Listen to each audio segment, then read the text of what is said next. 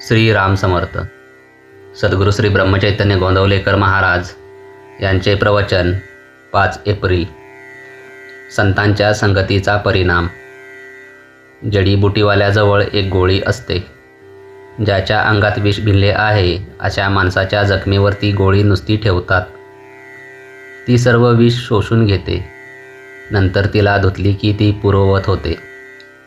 त्याचप्रमाणे सत्पुरुषाच्या संगतीत आपले पाप शोषून घेतले जाते आणि पुन्हा तो सत्पुरुष स्वतः शुद्धच राहतो. सत्संगती मिळेल, पण ती टिकणे फार कठीण काम आहे. साधारणपणे ज्या विषयाची आपल्याला आवड असते तसलीच संगत आपण बघतो. मीच वाईट म्हणून मी वाईट लोकांची संगत धरतो. विषयात दोष नाही, म्हणजेच नुसते विषय बाधक होत नाहीत. विषयी लोकांची संगत मात्र फार बाधक असते.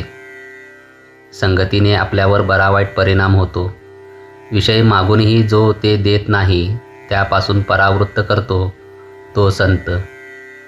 विषय तृप्तीसाठी जावे आणि निर्विषय होऊन यावे हा संत संगतीचा परिणाम.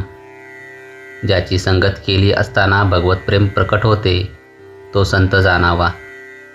अशांची संगती केव्हा होईल ही तळमळ असावी. विषयाची गोडी फार, पण तो सुटावा असे वाटू लागले म्हणजे भजन पूजन करणाऱ्याची संगत धरावी. वाईट विचार मनात आले की नामाची जोड ठेवावी. आपला सर्वाठायी भगवत भाव वाढू लागला म्हणजे संतांची प्रचिती येते. भगवंताच्या लीला पाहणाऱ्यांनाच खरा आनंद मिळतो. म्हणून संत नेहमी भगवंताविषयीच सांगत असतात. ते जे गातील तो संगीतातला रागच समजावा. तुकाराम बुवा नुसते विठ्ठल विठ्ठल म्हणत, पण त्याची गोडी आपल्या गाण्यामध्ये देखील नाही. खरोखर संतांना आपल्याविषयी इतकी कळकळ असते, आपल्याला ती कळतही नाही.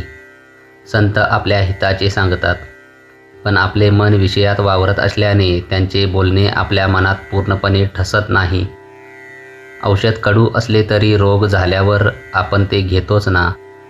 मग प्रपंचातल्या व्याधींनी त्रस्त होऊनही आपण संतांच्या हितकारक बोलण्याकडे का दुर्लक्ष करावे. ज्याला भगवंताचे अधिष्ठान आहे त्याचे कडक बोलणे सुद्धा कुणाला लागणार नाही. अत्यंत निर्भयता हा संतांचा पहिला गुण आहे. कारण सर्व ठिकाणी मीच आहे ही भावना झाल्यावर भयाचे कारणच उरत नाही. आई पण जसे सगळीकडे सारखे त्याचप्रमाणे सर्व संत एकच भाषा बोलतात. संतांनी मिळवलेले पद मिळवण्याचे साधन आपणही करतो, पण त्यांचे करणे निसंशय असते, तर उलट आपण नेहमी शंकाच व्यक्त करीत असतो. डोळ्यात खुपणारा खडा काढण्यासाठी त्यात लोणी घालतात. त्याने न खुपता खडा बाहेर पडतो आणि डोळा थंड होतो. त्याचप्रमाणे संतांची वाणी गोड मऊ हितकारक असते. तसे आपण बोलावे. जय जय रघुवीर समर्थ आजचे बोधवाक्य. आपली भूमिका थोडी तयार असल्यास सत्संगतीचा परिणाम होण्यास वेळ लागत नाही. श्रीराम समर्थ.